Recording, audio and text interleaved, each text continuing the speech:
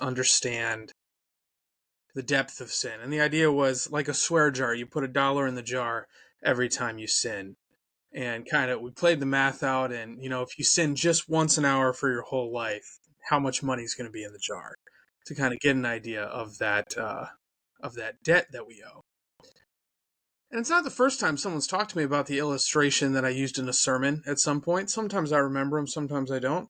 But it is probably the first time that anyone has remembered the point that I was trying to make with the illustration instead of just the illustration itself. And I'm not frustrated by that. I swear. It's fine. Everything's fine.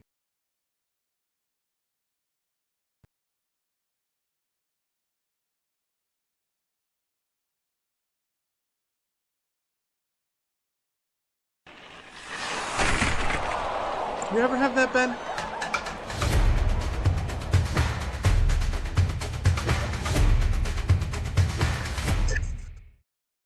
No, that's the problem. My illustration is too good, and they forget the point I was trying to make with it. Couple times. Maybe my illustrations are just better.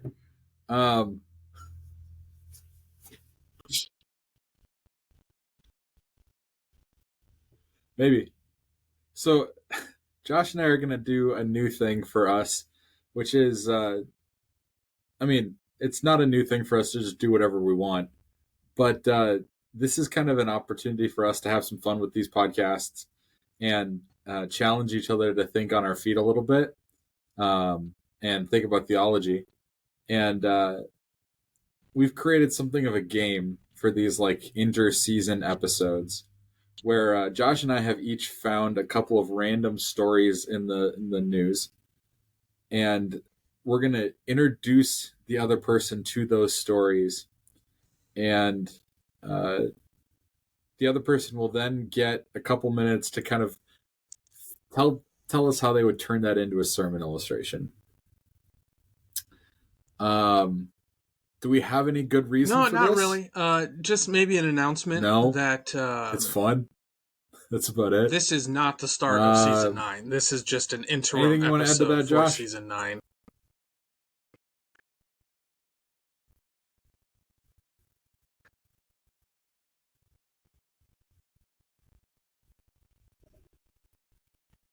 Good amendment there.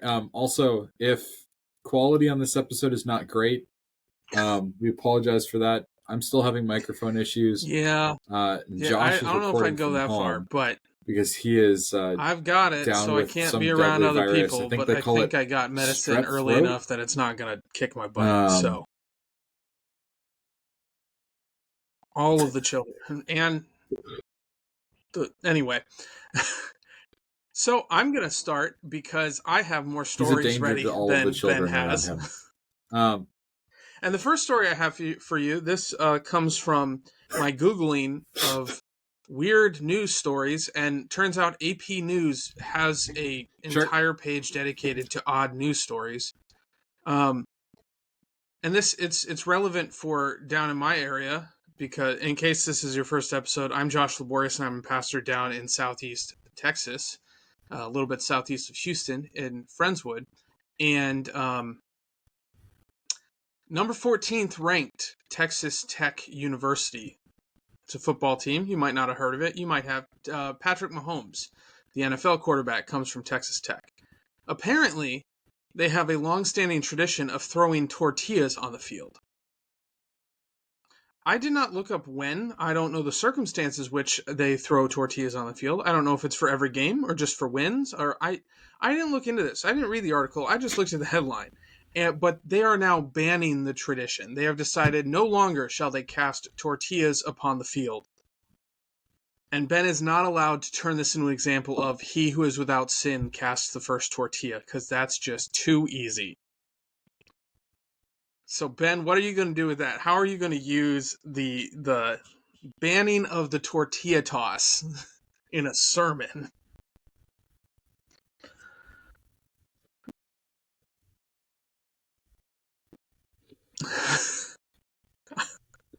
I just can't believe your head's jumping anywhere, honestly.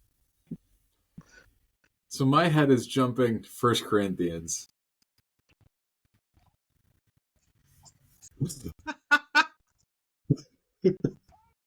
Yeah. So my head's jumping to First Corinthians and abuse of the Lord's Supper. Um, so a couple days ago, we had our family baby shower for Krista and I's baby that's coming in a couple months here, hopefully. And we had a taco place deliver food for lunch that day. And I mean, there were chips and there were rice. So everybody did rice bowls and nachos um, instead of tacos. So we had a bunch of leftover tortillas. Came home with Krista and I, and they were hard as a rock. And my mother-in-law was about ready to throw them out. I decided I might as well try and see if I can make them edible at home. 15 seconds in the microwave with a little bit of water did the trick, and they were, more than edible. But they were they were ready to be wasted. They were ready to be thrown away for no good reason. And I feel like the tortilla toss, for some reason, reminds me of that. It's wasteful. In the same way that Paul calls out the people of Corinth for being wasteful in the way that they took the Lord's Supper, and some of them were gorging themselves, and others were going without. And I mean, if you go just a few hours from Texas Tech, you get to the Texas-Mexico border, and there are people So it's that an could use those illustration tortillas teaching for us a to be perfectly good good meal. stewards of our resources. So yeah, And so what you're save your telling me is tortillas, that you feed somebody. you agree with the university's decision to no longer throw tortillas on the field. Exactly. I don't know if this is how we're playing this game, but I'm going to make it how we're playing the game because I am going to offer an alternative Unfortunately, yes. use in a sermon that takes the alternative stance because why not, right? I think the other way that you could use the tortilla toss is the fact Go for it. that there are people who feel a loss over this tradition that it seems will be no more. And it's a silly tradition. I am fairly confident in saying that the tortillas being thrown on the field has very little to do with the team's performance in the game. I'm not 100% sure. Maybe they leave a couple on there in hopes that it will trip up the other team, but I doubt it. That seems like it would be illegal. Ben's exactly right. There's not a purpose to it other than it unites Texas Tech fans throughout the history of the school. From whenever it started until now, they have been united with this weird, I assume fairly unique tradition. And that's something worth keeping in mind when we look at traditions in the church. Because sometimes we look at a tradition where we can't see why we would bother. And that's fair, because sometimes we have traditions that they don't have some deep spiritual purpose to them. But that doesn't mean they don't have value, because it's still something that connects you to the history of your congregation. It connects you to the people who've gone before you. And if you're not canceling it like Texas Tech is, it connects you to the people that will come after you. And we're recording this, and this weekend is, at least at Hope, we're observing All Saints Day. And I think you can almost build this into this cool image of like we share things as a church that are a little more serious than the tortilla toss, that are shared with Christians throughout all of the time. Namely, communion and baptism are something that we look back, and it's this thread that connects us. So that's, I think, where I would go, is kind of leverage the emotion of, I can't believe they're putting a stop to this tradition, into what does tradition do for the church and what can tradition do for the church.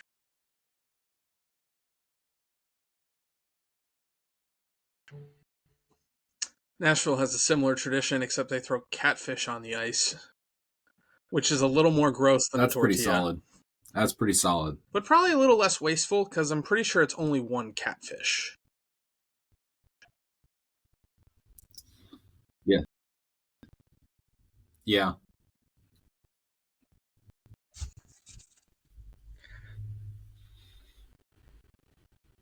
Debatable. All right, Josh, your first story. The city of Ferndale, Michigan, has decided that one of its big problems worth addressing is acorns.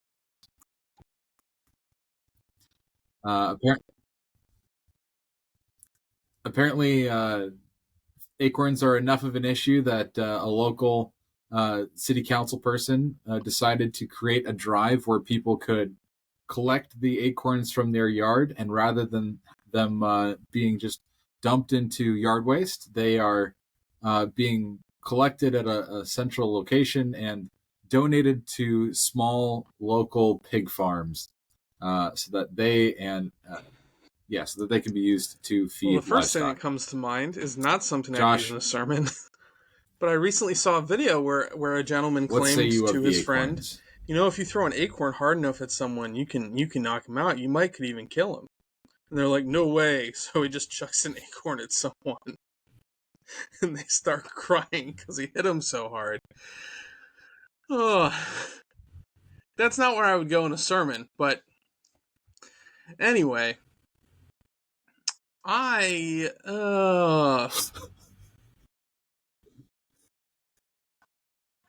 I think I would go one of two places. And the reason I feel like I need to come up with two is the first one is kind of the same as Ben's initial response to the tortilla thing. It's like, this is a good instance of stewardship where we're taking something that God has given us that we might otherwise just discard, and we're using it to care for His creation, and that could be a cool path to tread down.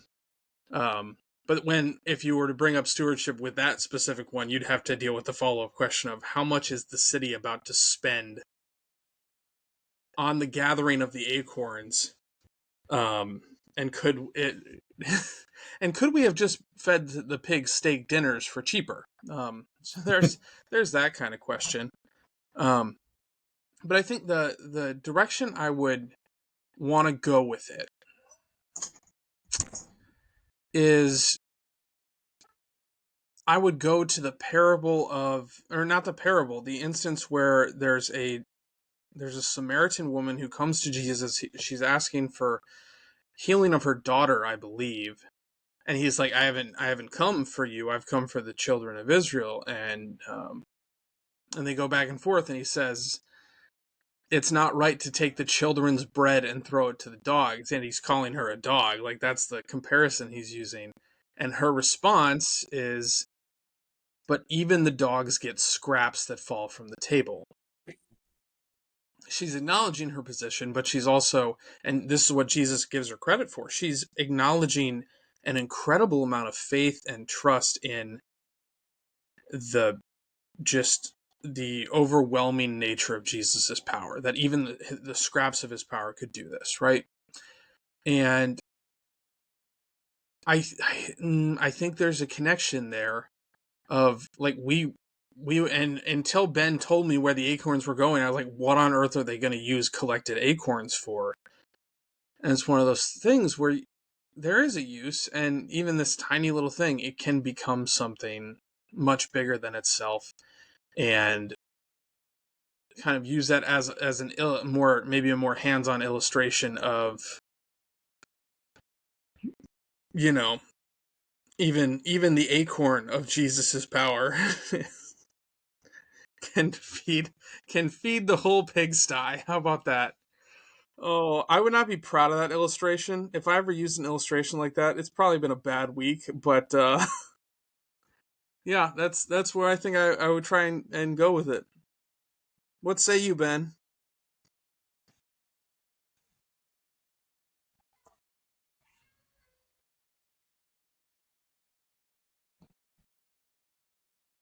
So my take on it, I went to uh, the fall and God's kind of curses for Adam and Eve, and thinking about his statement to Adam that the ground will bear thorns and thistles, and you'll have to work the ground, and it'll be, by the sweat of his brow that food will be produced.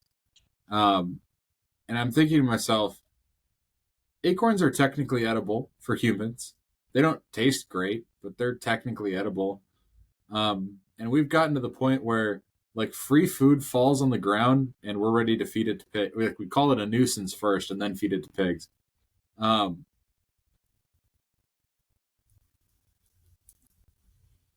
So in what ways does God curse the ground such that we have to work it? And in what ways do we just curse ourselves into working the ground for the sake of working the ground? And that just shows the level to which we have fallen. That we look at free food and go, it's a problem. Yeah. Well, and see, and part of this is because I'm not a squirrel. But like when I see an acorn, I don't even think food. I just think that's what I got. This is a seed of a tree.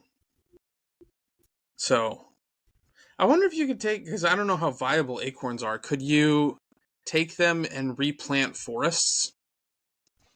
Like if there was a forest fire or something, or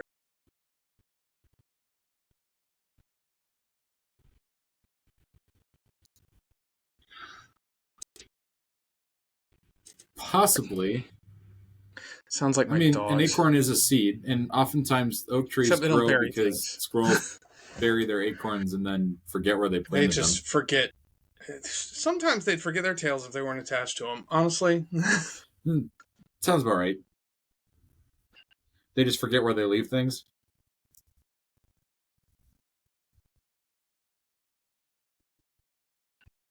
No, I get that. Our dog will throw her something. She'll chase it down the hallway, then think, I should go get a drink of water, and then come back and go, you're supposed to throw me the thing now. Yeah, and that sounds about right. We're like, your ball is in the hallway. We already threw it. You chased it down. You probably picked it up and then realized you wanted a drink. All right, the next one is it's from thebuzz.com, the Rod Ryan show page specifically. Yeah. They have a Crazy Criminals show. Crazy Criminals blog page, and this one is it's an alternative radio station for anyone who's not in the area. If you are in the area and you haven't heard of it and don't listen to it, you need to, because they play Stacy's mom from time to time, and that is the quality of a good radio station. But this Crazy Criminal was significant because it matches the name of a band. There was someone in Florida who is being criminally charged for smashing $500 worth of pumpkins outside of a Target. He was smashing pumpkins. And that is something that is now going to be on his criminal record, that he was smashing pumpkins. And there is an alternative band by the name Smashing Pumpkins. That's why it's kind of like a noteworthy story. So there you go. You got the band name, you got the crime, and it's Florida, so,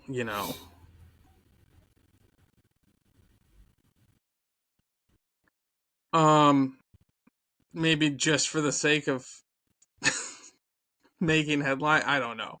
Do we know any motivation as to why this man was smashing pumpkins?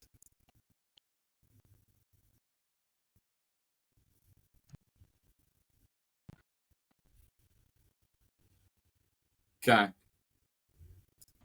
So, this makes me think of another story. There was a guy, I can't remember where he was. I saw this on YouTube. Guy who kept having neighbors, like neighborhood kids, smash his kids' jack-o'-lanterns before Halloween. And so one year he made jack-o'-lanterns out of concrete. So that when the kids would come along and try to kick the jack-o'-lanterns, they would not break and would break something else instead. Yeah, I don't think Target sells concrete that's the first thing that actually popped in my head. But I think in terms of a sermon illustration, first thing that my head jumps. Yeah. I would doubt it. The first thing that sermon illustration wise pops into my head We're having a track with each other for all of these, dude. I don't know what you. That's Is the like, theme of the okay, day. you might have to track with me a little bit on this one, which is a little bit dangerous. That's fair. So Paul says that following Christ is foolishness to Jews and a stumbling block to Gentiles.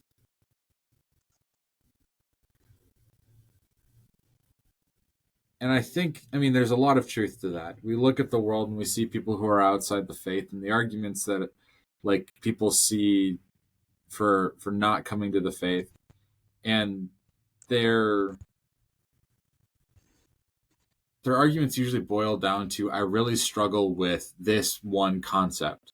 That concept can change from person to person, but I struggle with this one concept, and that prevents me from really Yeah. being able to Yeah. take any of the rest of this and give it a fair shake. And meanwhile, the people who think Christianity as a faith is foolish are going to target to smash pumpkins.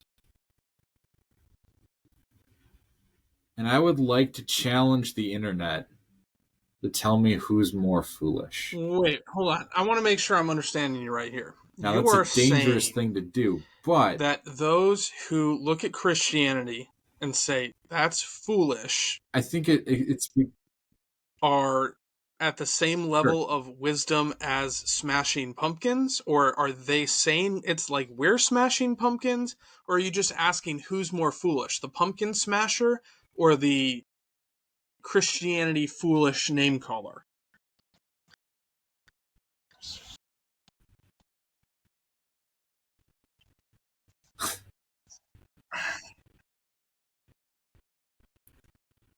I think, and this is obviously putting people in big general buckets, but a lot of the like secular ideas that people run to instead of Christianity end up on their, like, at their foundation having a concept somewhere that is far more foolish than following a God who died. And Okay. it ends I up think I'm being tracking as with you now. silly for us in the faith as somebody who goes to Target to smash pumpkins.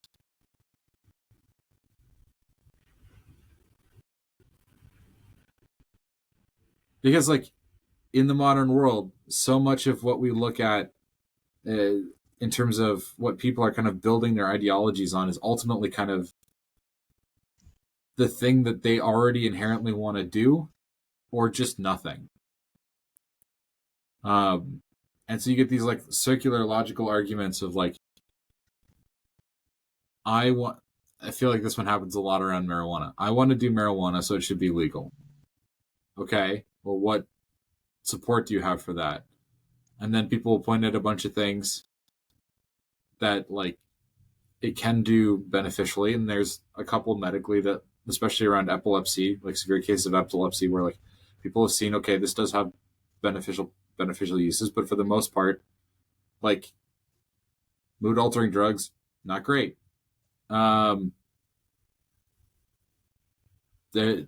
enough studies that show it can cause brain damage. That's not great. So if you Yeah. keep digging, the argument ultimately circles back to, well, I want to do marijuana. And you've just kind of closed the loop. Why do we follow Jesus? Well, there's a real answer to Yeah. that. We believe that he came, lived, died, rose again. And if he has the power Yeah. to do that, we believe he has the power to save. And not to get too far off track, just kind of a I think side that's a note lot less for foolish than if you're smashing listening to pumpkins. this and you're like, I've had this conversation with people where there's that one hang up. Unless that hang up is that Jesus was the Son of God and that he rose from the dead, I would invite you to invite them to temporarily sidestep the issue. To say, okay, you can hold on to this one contrary idea. Come with me through the rest.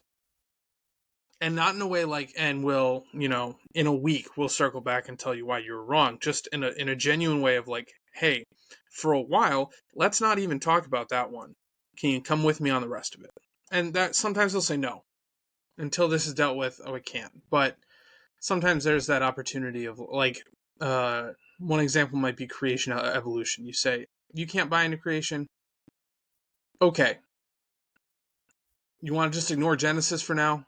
And now, as a pastor, I'm not saying, like, I would never do that from the pulpit. I would never do that in a Bible study. But in like a one-on-one conversation where the barrier is, I can't get over that hurdle. It's like, okay, well, let's focus somewhere else instead of focusing on this one barrier that you have. Or if it's a moral issue, you don't tell them it's right. You don't dismiss the law. You just say, hey, let's focus somewhere else. Again, varying degrees of efficacy, but that is an approach to try. So as far as where I would go with the Smashing Pumpkins illustration, I think I would almost take like a sticks and stones may break my bones approach and talk about like Christians suffering persecution or milder versions of that word, because I think it's a stretch to say if you're a Christian in America that you're persecuted. I think that is maybe a privileged stance for us to take, because we're not being hunted, we're not in really much legal danger, we're for the most part not like, there's no one that is out to get us and do us bodily harm on a systemic basis. But culture does not look on us as favorably as it once did, and there are places where it is really difficult to be a Christian. And acknowledging that, our focus is supposed to be bigger. Like if you look at the New Testament, the response is never, well, get dragged into the argument and justify yourself and vindicate yourself. That's not how the New Testament approaches it. It's just let God take care of it. And where I would come in with a Smashing Pumpkins argument is Target is a multinational million, if not billion-dollar corporation. At the end of the day, they were not really hurt by a loss of $500 of Smashed Pumpkins. If it didn't make headlines, the CEO would not be aware that happened. Okay, and the reason it made headlines was just because it's an absurd story. And sometimes when we look out and we feel like we have been persecuted or offended or slighted or moved against because of our faith, it does behoove us to take on that stance of Target, which is that's a weird sentence to come out of my mouth as a Christian pastor. But this attitude of, ultimately, that doesn't hurt me. And it's not because we have billions of dollars in the bank, it's because we have eternal life that is guaranteed for us. So who cares if someone smashes a pumpkin on our metaphorical front porch? It's messy. Would we prefer them to not do it? Sure. At the end of the day, does it really matter that much? Not really. That's where I think I would go with it. And, of course, make reference to at least one Smashing Pumpkins song during the sermon. As is good, right, and salutary. Okay. I am. Feels appropriate. I don't like the way you just inhaled, Ben. All right. You ready for your second story? Have you ever wondered? I did. Well, have you ever wondered if it is possible for scientists to grow teeth? Go ahead.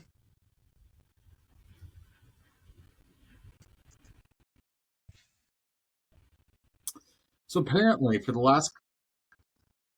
for apparently for the last couple of decades, King's College in London has been attempting to grow teeth in a lab using tooth cells from humans and mice. Um, and apparently these like are kind of working.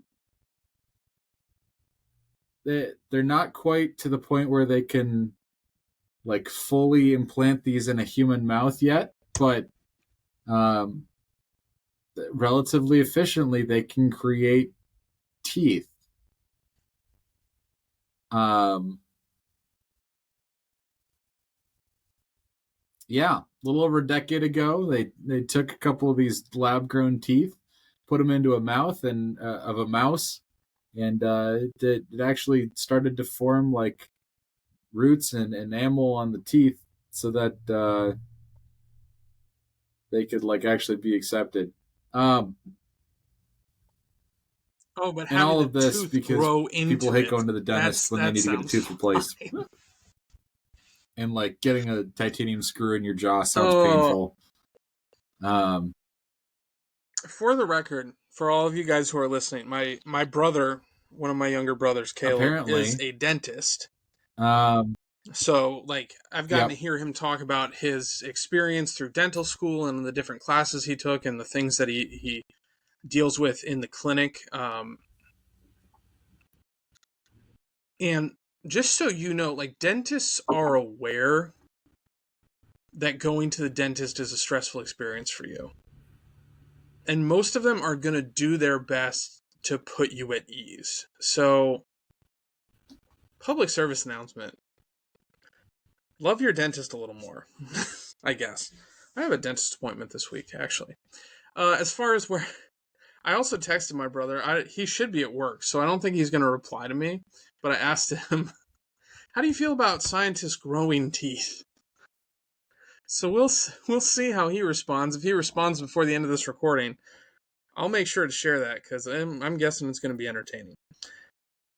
Um, all of this just to try to buy me time. Where do I preach this?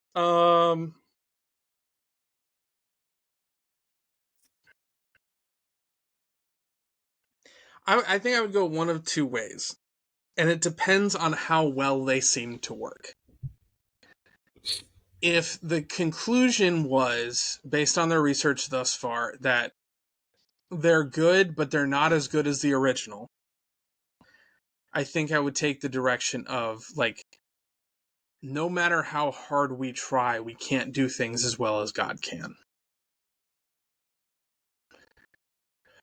And kind of take this approach of, like, I think it's a quote that gets attributed to Luther. I don't know if it is or if it's just one of those historical quotes that we have accepted. But even our best works are nothing but dirty rags, or something along those lines, before God, and kind of have this, like, we can do some pretty cool stuff, right? We have figured out how to make natural teeth in a lab,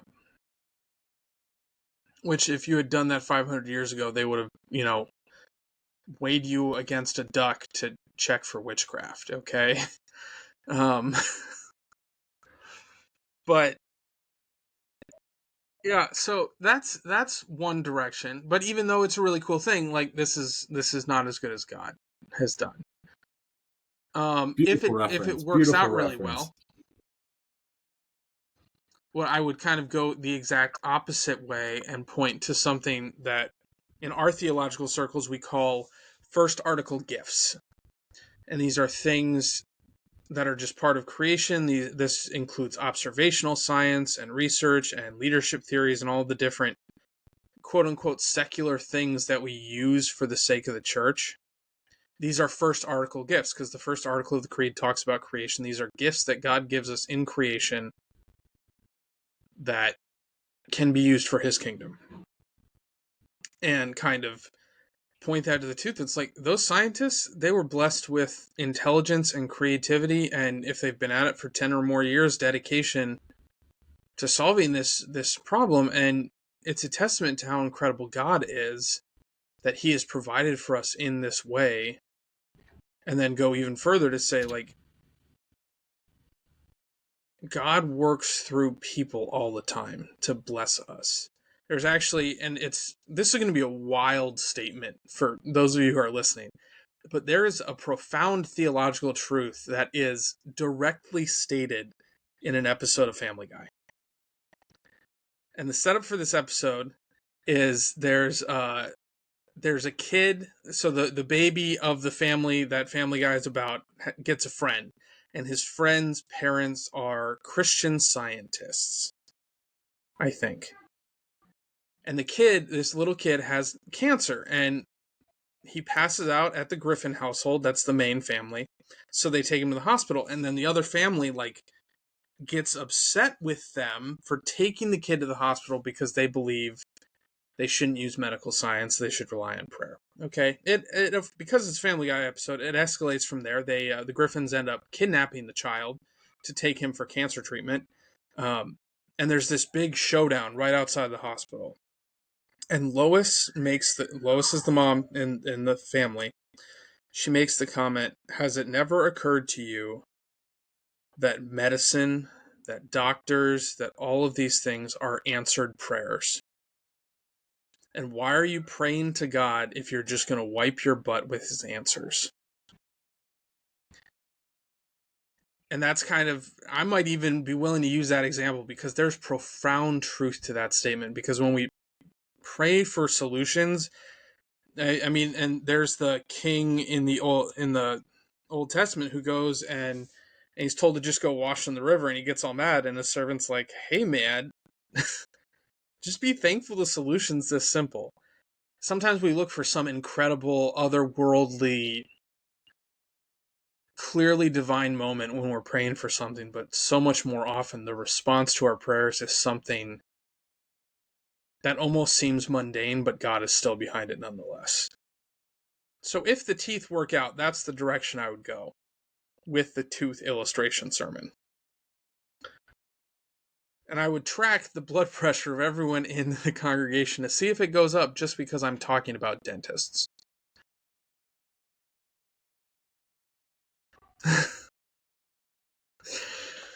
Oh, you ready for one more, Ben? Oh, that's right. You have to talk about teeth. That seems Do you fair. like the dentist, Ben? Do you like the dentist?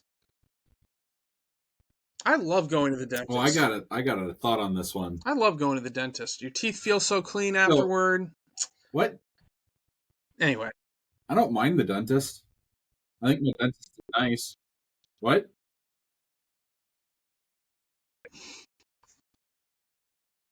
My only complaint is that like the best time for me to go is like 7:30 in the morning, and I don't like That's mornings. Fair. I can understand that. So I think I have a more negative perception of the dentist because of when I have to go.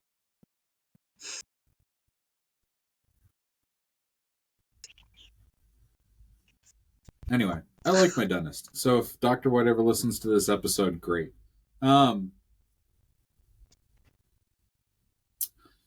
So my thought here is resurrection and the incredible power of God to bring us back from the dead. Because it has taken millennia of human advancement for us to get to the point where we can kind of regrow teeth. And they're not even there yet. And yet, when Christ comes again, and their teeth will be flawless. We understand that God will just speak and the dead will rise.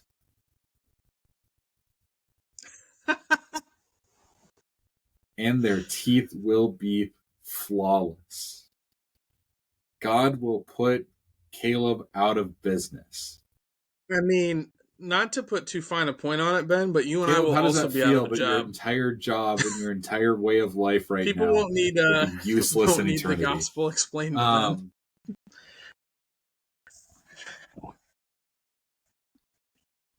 That's true. So I've got other hobbies. That's fair. Yeah, like I think it's incredibly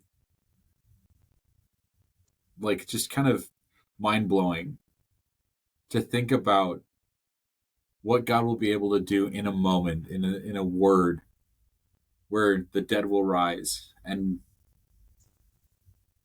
our bodies will be what God intended them to be from the beginning. And as humans, again, we take millennia of research and human advancement in a Nubs. week in a very specifically created gel. I can't remember what they called them. That's too There's a cool of a funny name name that for they had for these growing like teeth in partially a grown teeth. petri dish. I'm sorry. Tooth primordia. You should have gone with nubs. I'm going to write a letter.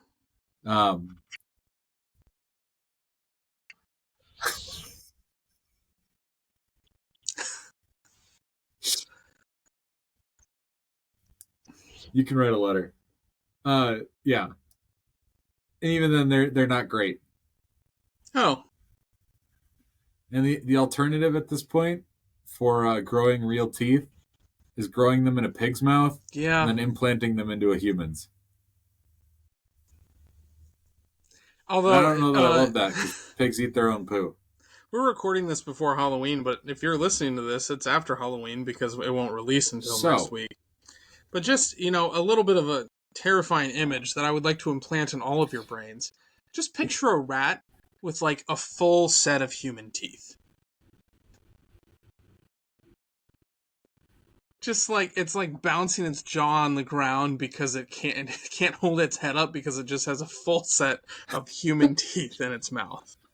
I don't know if that's scary or cartoonish, but it's one of those things. Let us know in the comments how you feel about the rat with human teeth.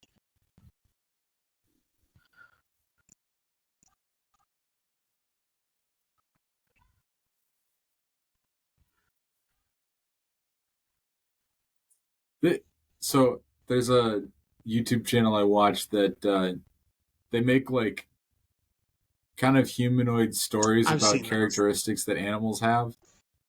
And one of my favorite characters in that series is a rat with a Bluetooth earpiece. All right, you want to go on to the last story? And I'm pretty sure he has human teeth.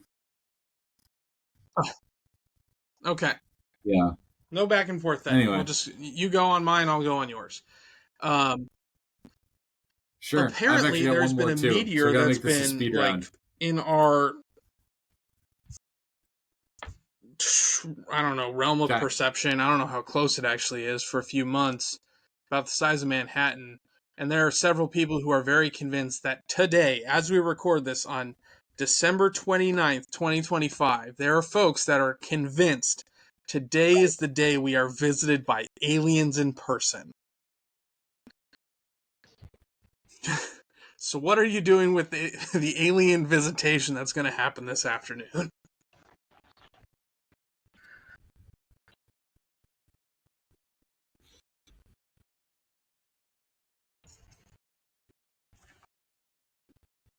Well, if aliens do come, that'll significantly reshape my understanding of the book of Genesis. But on the eventuality that they don't come, which they won't, and I think I would lean into there's nothing new under the sun. That kind of idea of like, we've been saying crazy things about being visited by aliens and otherworldly creatures for millennia. But there's only one being that is not necessarily of Earth that came to Earth for us. And that was Jesus. Jesus is an alien. So if you want your real alien story, Jesus. Yeah. All right, I don't know if I told Ben this. I haven't been cutting. There's an AI function in Riverside, which is the platform we use to record these things. That's the crazy part. That automatically cuts like short clips that we can just throw on YouTube. So we've been doing that. There are going to be some wild ones from this episode. We're going to get one about a rat full of teeth, and we're going to definitely get one about aliens, and Jesus is an alien. So If anyone's really concerned because they saw one of those, just tell them to make sure to listen to the whole episode. And not just the clickbait. Probably. Oh, that's a silly question you just asked me, Benjamin. Yeah. It's the Lord's chicken after all. Last one for you, Josh. Do you like Chick-fil-A? Yeah, but they're not my favorite fries. Do you like Chick-fil-A's? Yes. Do you like Chick-fil-A's waffle fries? Did you know that Chick-fil-A is creating waffle chips? I know where I would go with this. How do you feel about that? I would broaden it. How do they say teach we us have about the our waffle good Lord fry, Jesus Christ? Which is it's a top 5 fast food fry. I think I'm pretty confident in that statement. And then we have the waffle chips. And then you have McDonald's fries, and you have Zaxby's fries, and you have Raising Cane's fries, and all the other different fries, and curly fries, which is the only thing really worth getting at Arby's. And I would compare it to denominations. Because here's the thing. In all of these places, you are getting potatoes and sodium. Like, if nothing else, you are getting potatoes and sodium from whether it's the fries or the waffle chips. And everyone's going to have their own opinion about what they prefer. And there are going to be different reasons for that. But at the end of all time, we're going to find out that there was a right answer. And God's going to tell us what the actual best fry was. And whatever fry is the most Lutheran, that's going to be it. That's where I'm going to go with it. All the denominations that are legitimately Christian denominations, that's kind of the asterisk there. So like veggie fries don't count. You're getting what you need. You're getting the potatoes. That's Jesus. You're getting the salt. You are the salt of the earth. We could do something with that. But, some are better than others. That's where I would go with that.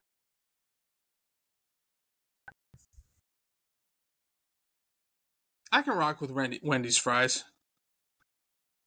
Dipping them in Frosties is an underrated strategy. I like Wendy's fries.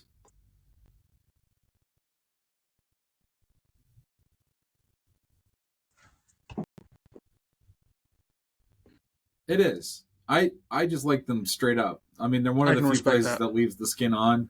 Well, I hope you guys have enjoyed our episode on just wild sermon illustrations. This is something we've talked about That's the spot. A little bit before. And occasionally, if we're just not feeling doing a serious episode, this might be a recurring bit. Where every once in a while, we just do an episode and see where we can go. So if you come across a news story... yeah. So if you come across a news story that's just wild, and you'd like to see where we take it, if there's you can go ahead on any episode. If you throw it in the comments, I'll see it. We'll record them somewhere, and we'll do an episode at some point with it. So keep an eye for that, and keep an eye out for season 9 coming soon. We'll bank it, but we don't know when because you can't tell us what to do. With all that, brothers and sisters, it's been a pleasure. Go in peace. Serve the Lord. Exactly.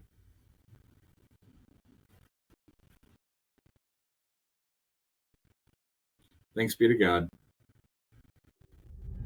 Thank you for listening in to this episode of Cross-Checking, a ministry of Hope and Good Shepherd Lutheran Churches, where we strive to deepen your understanding of the faith and help apply it to daily life. If this podcast is helpful to you, rate the podcast, subscribe to us on your favorite platform, and share it with others who might also gain something from it.